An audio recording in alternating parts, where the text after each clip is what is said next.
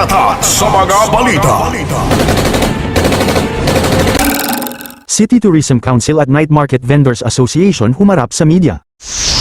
Nilinaw ng City Tourism Council na hindi sila ang nangungulikta ng mga renta sa mga stalls.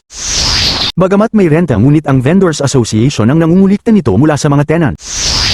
Makikita din na nakahiwalay ang mga food section at mga dry goods. Makikita din na dagsaan gabi-gabi ang mga mamimili kasabay na din ang pagdagsa ng mga turista sa Longsod. Pinabatid din ng City Tourism Council na open sa lahat ang mga space ngunit hindi lahat maaring ma-accommodate taliwas sa isyo na minamanipula umano ng iilang tao lamang. Kamunta na matagaan na to tanan as much as possible og opportunity na makabaligya kay siyempre mauman po niya ang pamaagi na makabawi-bawi po datong mga negosyante labi itong mga ginagmay. Pero di tanan pwede makiter.